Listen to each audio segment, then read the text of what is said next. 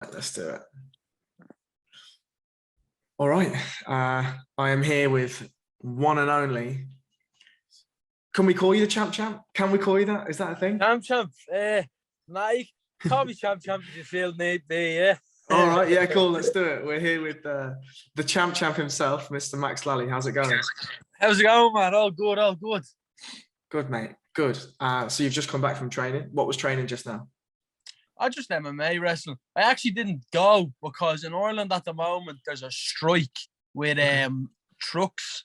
It's like the petrol or something has gone up. So what the truckers are doing in Ireland is they're blocking off all of like the main roads in Ireland at the moment, and the traffic is crazy. So I sat in traffic for I think it was 55 minutes and ended up having to turn around. I wasn't able to end up going training, but I'm just going to I'm going to cycle up to the gym. It's probably about like an hour cycle, but there's no way I'm going to be able to get there in a car. So I'm just going to cycle up to the gym later instead. But training has been going good. I fought there on Sunday. So I just took 2 days off there and back at it now today. I have a fight now, I think, in just over 2 weeks' time. Yeah, I think that's sort of the first thing I wanted to touch on is you're obviously used to being active, right? From your grappling days when it was just jiu-jitsu to now being as an amateur. How do you feel that plays into your favor? I mean, why is it that you stay so busy as an amateur? I think as an amateur, you're never gonna get opportunity. You're never gonna get opportunity. I think what like lockdowns and everything taught me a lot is whenever there's an opportunity to do something, just do it.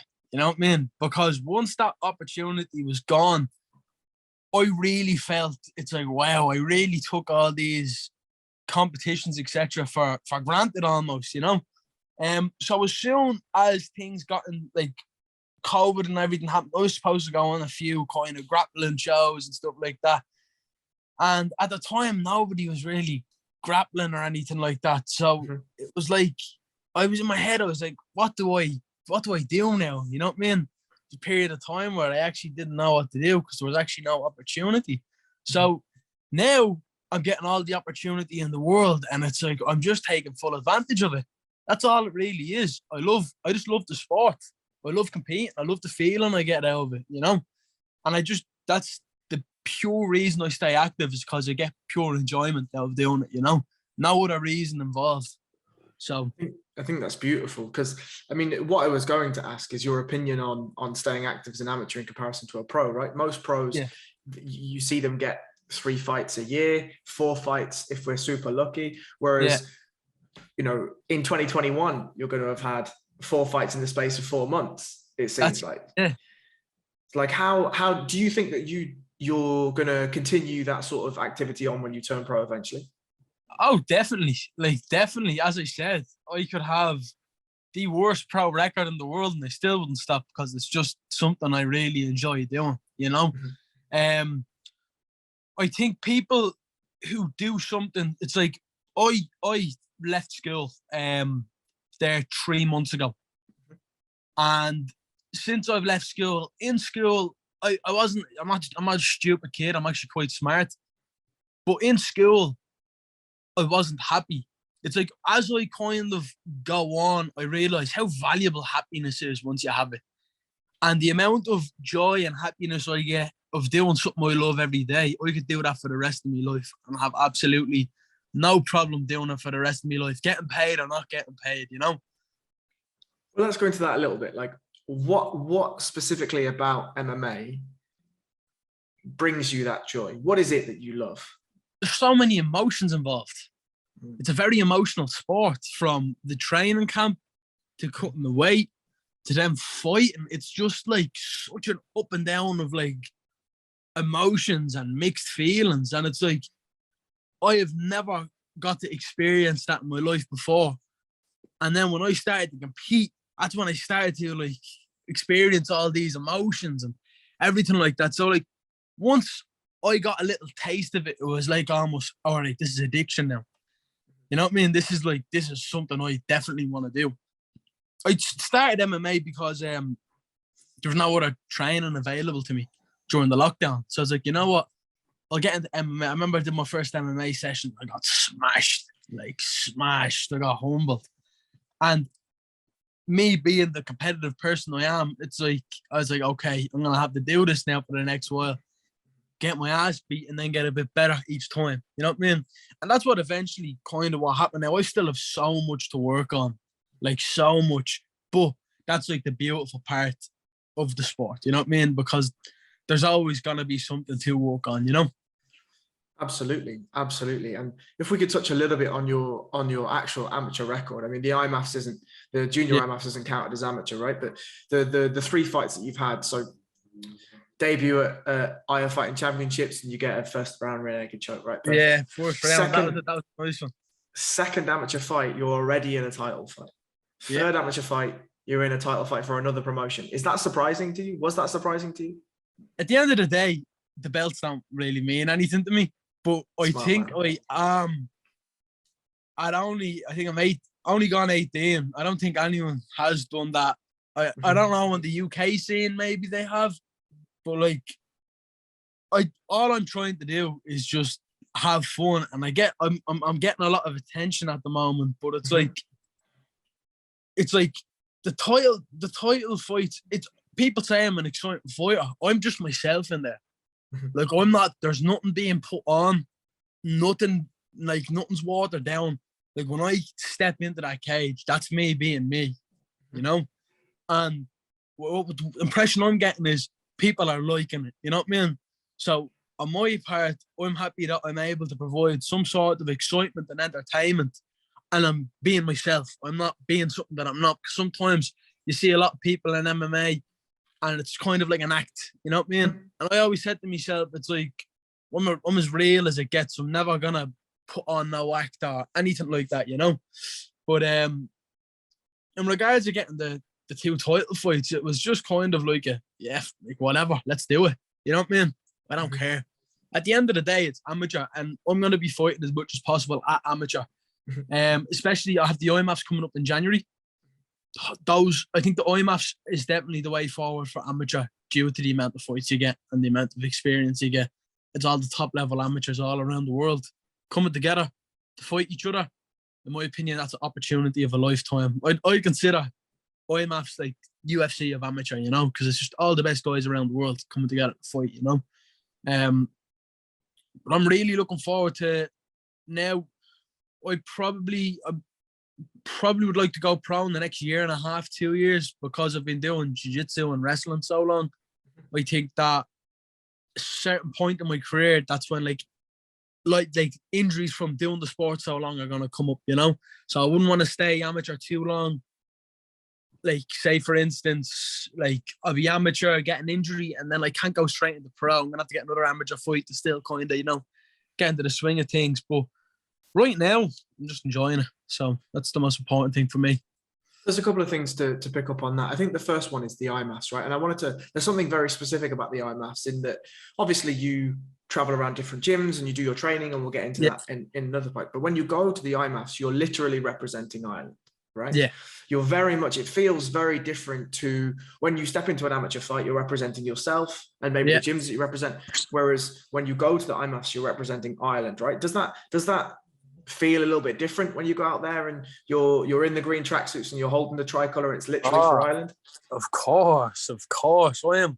At the end of the day, and I'll always break it down like this: at amateur, when all the Irish guys are fighting each other, it's purely to get ourselves better for the big stage. That's the way I see it.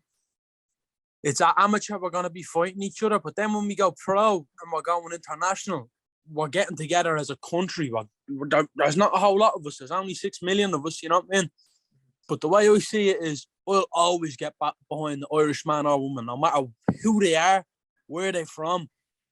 That's us. That's our culture, you know? So me going out to the IMMAFs, being able to represent my country, that is like the highest honour that I can have.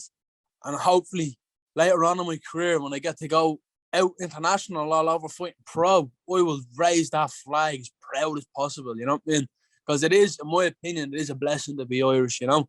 So whenever I get to go away to the IMMAFs, even I went to the under-18s there in August, that was definitely one of the proudest moments of my life, being able to go in and represent Ireland, you know, like my country, where I'm born, you know, it's an undescribable feeling. Now, it's great going around the country representing me coaches and me gym and my training partners. That's a privilege as well. When I get to represent my birthplace, where I was born and reared, that's just the best feeling like I've ever had. Nothing's ever topped that. I love that. And I want to dive into the coaches as well, right? Like around the Conor McGregor era, there was some rhetoric that he mentioned that he wanted to stay very loyal to a team, and that sort of blew up around the world, right? Loads of people decided they were going to stick exactly where they were and they were going to become a world champion exactly where they were. You took a slightly different route. You traveled to 3 or 4 different gyms to get lots of different looks and lots of different training partners. Can you talk a little bit on why you do that? I do it for variety. That's why I do it for variety. Different bodies, different training partners, different sparring partners, and different people. I always find people can be good in a certain area. Make sense? Mm-hmm. So I'll go down to my wrestling coach, Sergey, because he's very, very strong in the wrestling department. And I'll go down to Owen because he's very strong in the striking and the MMA grappling aspect. So, and then I'll go down to Collie Mahon, Dublin Combat Academy, to work on me strike and to sharpen up the detailed positioning of me strikes, you know? It's like, in this like day and age, you need to do anything you possibly can to get better at the sport. You need to give yourself every advantage, because at the end of the day, you're getting in the cage to fight someone. It's whoever's prepared better and the preparation is being smarter. It's whoever, it's really to do with whoever has put more in, you know? The better fighter always comes out on top, and the better fighter has ever put more in. So I train in lots of different gyms because I feel like it's making me improve a lot quicker as a fighter, you know? And the gyms I train in, I represent them coaches and I represent them clubs. I'll never say that I'm out. Whenever anyone asks me what gym are you out of, I'm out with them 3 gyms. There's no in between. I actually go down to East Coast Jiu-Jitsu every now and then to do some Jiu-Jitsu too.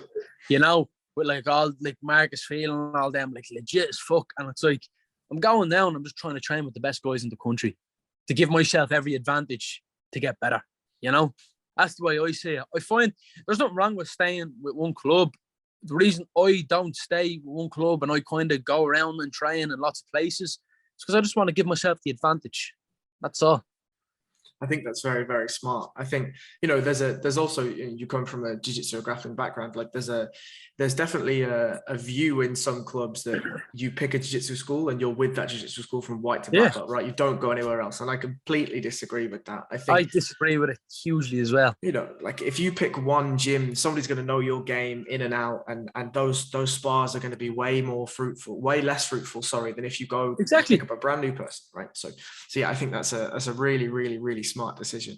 It's like, how you do jiu-jitsu yourself, so it's like, you know, if you have the same person you're doing sparrings with in jiu-jitsu over and over and over, you adapt to each other's game very quickly until you start rolling with each. And it's like, I know what you're gonna do, you know what I'm gonna do.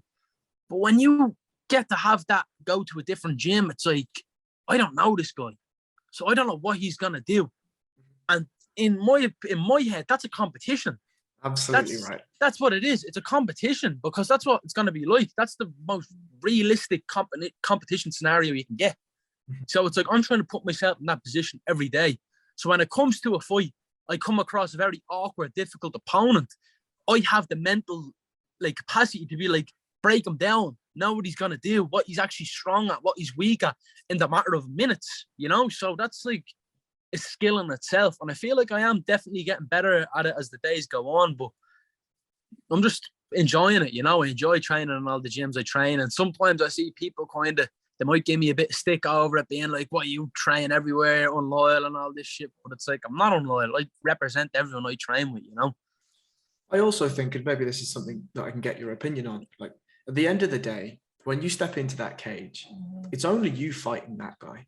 Exactly. So the loyalty has to be with yourself. You mentioned earlier that the better fighter is the more prepared fighter, the fighter that's going to put more into their camp, into that fight. Well, the only person that can do that is yourself, right? So the loyalty has to start with just you, no? It's like, yeah, I see it lots of times with certain fighters that the coach wants it more than the fighter, you know? Mm. And I see that a lot, like in amateur, and it's like, the way I see it is nobody wants it more than I want it. I am consistently looking at video footage of myself, other fighters, trying to select what I do well, what I don't do well. More or less just doing anything I can do to improve myself, you know?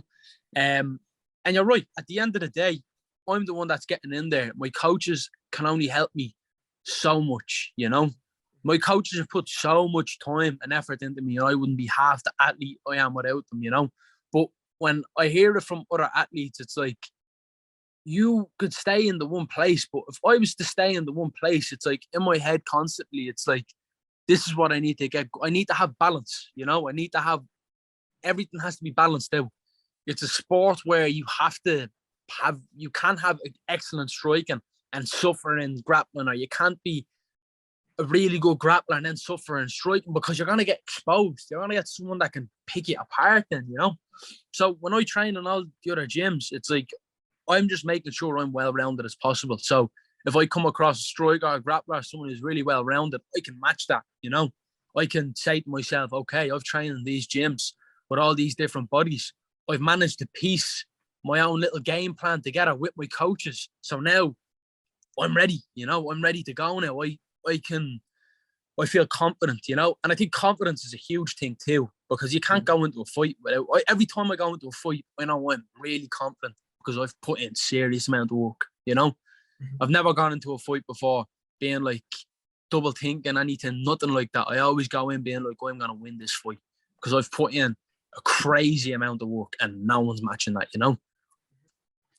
We talk about your coaches being able to help you only a certain amount. I wanted to pivot slightly to your mum and dad, right? Probably the biggest supporters that you've got. Oh, yeah, definitely. I wanted to talk a little bit, or allow you to talk a little bit about the influence that those two people have had in your MMA career. Oh, huge. I fucking love my mum and dad. The two most supportive people that have ever, that I know, like everything they do is to try benefit me in some sort of way. You know, we have our fights and we have our little disagreements and stuff like that, but I wouldn't be anywhere where, like, I wouldn't be a world champion. I wouldn't be anything without them, you know? I am literally only in this position because of them. Like, you know, that's how, like, serious it is. From my dad bringing me to training everywhere from a really young age, always going out to competitions, supporting me, same with my mom, always, like, having meals ready for me, looking after me, you know? And it's like, I think in any sort of athlete career, it's like, you don't see it. Like, some people, like, when I was 14, 15, I would have been like, oh, dad, what you doing? Like, stop. You're just like, I wouldn't have seen. But now as I'm getting a bit older, I can kind of step back and be like, wow, he's after putting that much time into me. And I've actually never really gotten to. So I've only really acknowledged all the shit they do for me the past kind of 2 years, you know, and the stuff they've done, the sacrifices they've made has just brought me on so much as a fighter, you know, and I just couldn't be more grateful. So for any athlete that has any sort of person like that supporting them, it's like, you need to be very grateful for them people, because yeah, they're the ones that are helping you improve, getting to places you need to get to, you know. Absolutely. So if we take a bit of a hard pivot and we talk about your upcoming fight in Cage Legacy, right? Yeah. What do you know about Alex Connolly? How do you feel about the fight? I feel very confident. I feel very confident that I'm going to win. Alex is, I think he's 0-2 as an amateur, but he was the first one to accept. So I'm just, whoever they, at the end of the day, it's just a blank face. I'm just there to fight. I'm just there to be as ruthless as possible and just to win, do whatever means necessary to win. To meet a home crowd in Ashbourne. So that's going to give me extra, I always say, it gives me extra power because I have everyone there supporting me, you know. That's only going to motivate me more to train more, to have the best possible mindset and the best possible preparation going in there. But MMA is a sport where anything can happen, so I'm definitely not underestimating him whatsoever. I'm going in there like he's one of the most dangerous opponents I've ever faced. That's what I'm like with every single person I fight. and I'm just gonna go in there and try to do my thing, get the job done. So we'll touch on that story that I mentioned off air. So last night you did your famous questions, right? If anyone that follows Max on Instagram, if you don't follow him, you need to, and just watch as this beautiful question answer. Question answers unfolds, yeah. Absolutely. So one of the things that I found was really, really interesting about one of the questions that was asked is somebody asked you, what's your main strengths and what your main weaknesses, right? And if we could touch on the weakness first, because I think the strengths is a longer conversation. The weakness answer that you gave was that you feel that at your current position in your career, you haven't quite rounded out your style. You don't know what you are as a fighter yet. Exactly. Can you speak to that a little bit? So when I say I don't know what I am as a fighter, is you always see a fighter go in with a certain game plan. Everyone sees me as a grappler, but I'm not actually grappling. What I'm trying to do is I'm going in there and I'm trying to finish them. Like whether that's me boxing the head out them on the ground, whether that's me picking them up and slamming them in the wrestling exchanges, I will do any means necessary to try finish a fight. That's what I know. But the thing is, I haven't found a way. It's like in my first fight, I took us back very quickly and submitted him. And after that fight, everyone was like, okay, I can't show my back with this guy because when he gets onto my back, he's going to finish me. So everyone started hiding their back. So that's when a few problems came with the cage wrestling, with the striking. And it's like, I find as the fights go on, I'm going to find out what I like doing, what I don't like doing, what I need to do, you know? It's just about kind of piecing it together. It's like a jigsaw, I think. It's like I still have a few missing pieces. I'm still trying to find the pieces to create a picture, you know? Absolutely. And I wanted to touch on the grappling a little bit because for me personally, I feel as though at the highest levels of MMA, if you look through the champions currently in the UFC and in Bellator, one of the absolute staples of their game is high-level grappling, whether that's high-level wrestling, right? To keep them on the feet or to allow them to take people down, right? Do you feel that will, do you agree with that firstly? And secondly, how do you think your background in grappling will allow you to reach those high levels? In my opinion, I think wrestling is one of the toughest mixed martial arts sports in the world. That's why I think you see wrestlers, majority of champions are all wrestlers. I think it's just such a tough sport. Like when you're pure wrestling, I went over to Moldova in October and I did a freestyle wrestling competition and I had 4 fights and they were 4 tough fights from start to finish. Like it's only 2 minutes, you only get 2-minute rounds, but it's like high explosive movements for 2 minutes. Take down defense and offense like consistently and you can't switch off for a second. So I think wrestling is one of the most beneficial things for mixed martial arts because you get rocked or you get tagged or you get hurt. There's something there to protect you and allow you to recover. But if you don't know how to wrestle or don't know how to shoot a single leg or a double leg, you're just going to be a walk and punch bag. You're going to get finished, you know? I think the best example you can see it. If you ever look at, I think it's Elton Barbosa against Kevin Lee. I think he catches him with a hook kick or something and Kevin Lee's like rocked. But because of his wrestling, he's able to shoot in and he's able to recover. You see that lots. Like you see that all the time in the UFC. So I think wrestling is like, it's vital. It's just very important. I've wrestled since I'm 12 years of age, and that's very unusual for an Irish kid to be wrestling. It was very unusual for an Irish kid to go away to Moldova and get a bronze medal in like a freestyle wrestling tournament, you know? But I've just been doing it with Sergey. Sergey's like me dad. I always say it. Like he's literally me Moldovan dad. Like I do anything for him. I do anything for Roddy and I do anything for Collie, my striking coach, you know? So I do anything for them 3 men. But it's just, you never really hear of an Irish wrestler, you know? You hear of America, you hear of Russian, you hear of maybe like Uzbekistan, Kazakhstan, all them countries. But when the word Irish fighter stereotype in the head is like a boxer, a very good striker, you know? That's not the case here. I still have lots to work on in me striking, but I'm confident, you know? I'm confident in me striking. I'm confident if it goes on the feet. I'm confident if it goes, and I think that's the most important thing is confidence, you know? Definitely. 100%. And I think you've alluded to it quite a few times here, or you've at least shown it, but you said your strength was your mindset. Could you try and sum up how you feel your mindset is? My mindset is ruthless. Genuinely feel like I am unbeatable when I get into a mindset. It's like I have two personalities. Right now I'm normal. And when it's fight week, usually about 3 days before the fight, I get extremely nervous, like really.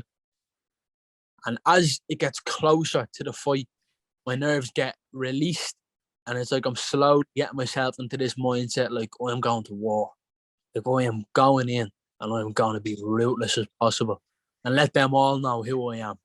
That's the mindset I get into every single time. It's like I am leaving a statement in this fight, and that's the mindset every time. It's not emotion; it's just pure killer instinct. All it is. I get myself into that mindset. And Roddy sees it, Sergey sees it, and Collie sees it. They all see it, and they all know as soon as I get into that mindset, like I'm ready to go. And it's just, I don't want to sound too graphic, but I'm going in there. I want to try hurt them. You know what I mean? I want to try do anything I can in my power to stop them and to finish them. But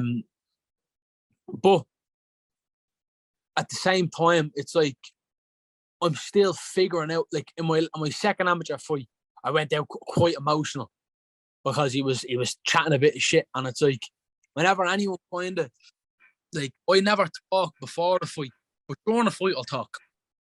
Like in there I'll be saying stuff, you know what I mean? But I don't realise I'm saying stuff. It's just because I'm in that mindset and I'm so focused on the goal. Like I'll go through a fight, and it's like I'll have to rewatch the fight because I can't remember what I've done in a fight. It's just pure reaction. So I've drilled stuff so well that it's like I don't need to think. It's just I know by the feeling of something when to do something and when not to do something, you know?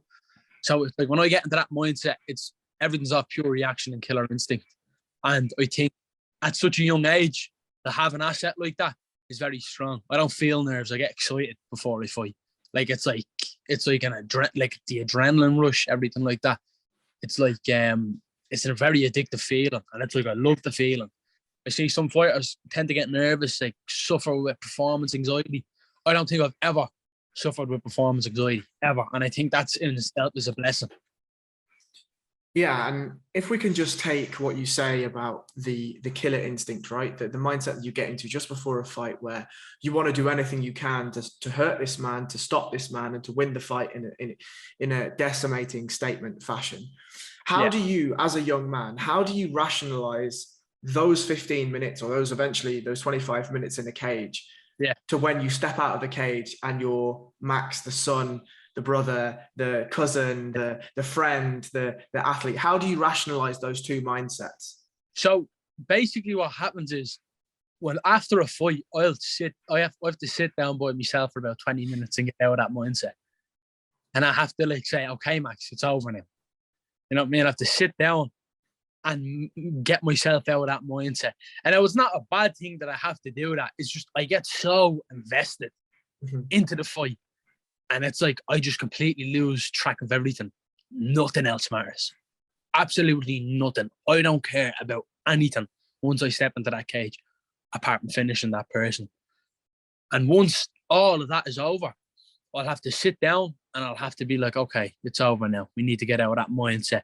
And once I do get out of that mindset, we're back to normal. We're back to me just being the way I normally am, just trying to be friendly, polite, and I just try to have respect for everyone, you know? And especially I'll always have respect for a fighter, you know, always, because to get in a cage it's not an easy thing, you know, a lot of sacrifice goes into it.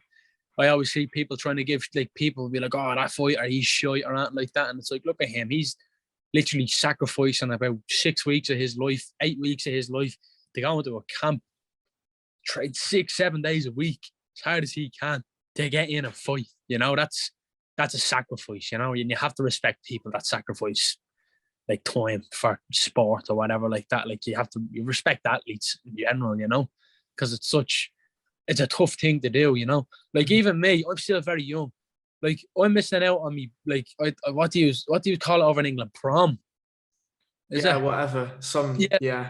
We didn't go to that. Like I'm missing out on shit like that because I just want to fight. You know what I mean? Yeah. And it's like people, like I have my friend group and all, and they're like, oh, why aren't you doing this? And it's like, because I just want to fight.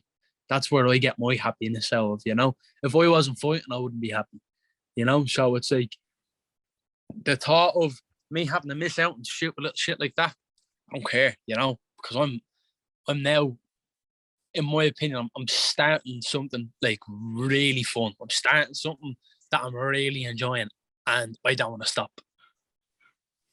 All I'm doing is I'm just trying to look after my body. I'm trying to eat well. I'm trying to do everything I possibly can to like reduce injury and just keep fighting, you know? Absolutely. So we'll pivot slightly to, I got two more things. The first is outside of fighting, right? Yeah. When you have those periods where there's no more training for the day, you've eaten, you've done your stretching, you've done your mobility. What do you like to do to fill the time, right? Like I've seen there's Call of Duty, there's FIFA, there's that. And what I've really had to get into at the moment is DJing. Oh, really? Okay. I love DJing. I love house music. Like, I love music. That's another passion that I have. Now, I used to play guitar. I stopped. I'd like to start again. But I was going to start guitar. And I'm really into house music. Like, I love house music. It's like, I'm walking out the house music, and it's like, I'm loving it. And it's like, now it's like, I'm after getting myself I just need to get myself a laptop. I'm doing it through my phone at the moment, and I'm like really enjoying it. But what I do is I literally just make mixes. I just mix songs all day after training. I play a bit of PlayStation, but I get sick of playing PlayStation. But I could do that on the decks for hours, like hours. I lose hours in it, you know what I mean? So my plan is to get a computer and hopefully even just like do a few little gigs and stuff like that. I think it's very important that you have a passion. Like and on top of that, I work part-time as a butcher. Right, okay. So I've been butchering now nearly 2 years. Doing it since I'm 16. So I'm like, I have a passion. Like, I enjoy butchering, you know, it's cool. It's different, you know, like it's learning about different type of meats, different type of cuts of meats. It's cool, you know, I like it. So I'm finding passions outside my passion, you know what I mean? So it's like, I'm not like, because you don't want to have that one passion, and then when you're not doing it, it's like, okay, what do I do with myself now? Because that's what I felt like I found myself in. I was like, I'd come home and I'd be like, I actually don't know what to do with myself now. You know what I mean? So that's when I decided, okay, I'm going to need to find something else now that can keep me occupied when I'm not doing my main passion. And that's when I found the DJing. So it's actually, I am loving it. Like, I am loving it. I always see MMA fighters walking out to rap. And I think the only MMA fighter I've actually seen walk out the house music is actually Paddy Pimblett. Yeah. Like, he's the only one. Like, he's the only one. And I think everyone's mad not doing it. Like, I walked out to a little belter of a tune out in Uri there on Sunday. And it's one of the, like, when I heard the song, I got goosebumps. I was like, this is savage. So from now on, I'm literally just walking out the house music. I said it to me dad because I want to be myself, you know what I mean? It's the most important thing for me. What is it about music, specifically house music, and what is it about DJing that really gets to you? Creativity.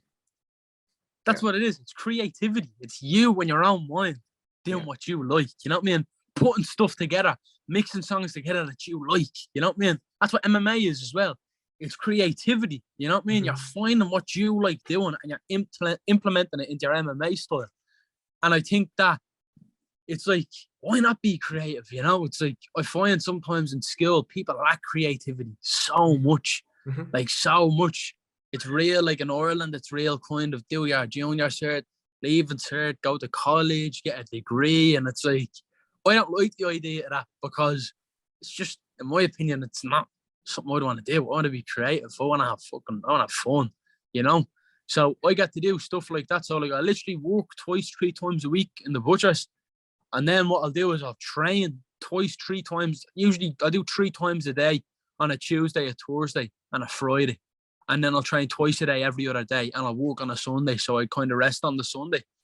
And in between all them sessions, 2-3 hours, I'll just go on the DJ decks or play PlayStation, you know. I'll never play PlayStation more than like an hour. I kind of just get sick of it. I'm kind of sick of it now. But loving the DJ, and yeah, it's bleeding brilliant. It's something like I enjoy doing so much. So I think that's why I like doing it so much, though, is because the creativity. It's like translates from MMA into the DJing, you know. Yeah, I think that's really, really intelligent, because, you know, a lot of people will say two things for finding a second passion. The first is that you'll find yourself identifying as a fighter, right? Yeah. And then, as you rightly said, the moments that you're not a fighter is like, oh, well, what the fuck do I do with my time now? Exactly. You know, like, who am I? What is this life thing?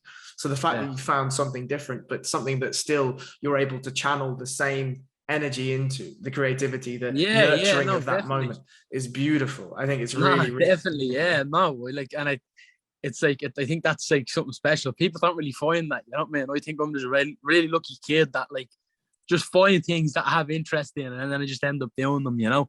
Now at the moment I'm not that good, but I'm putting all the time into it, so I will get very good, you know what I mean?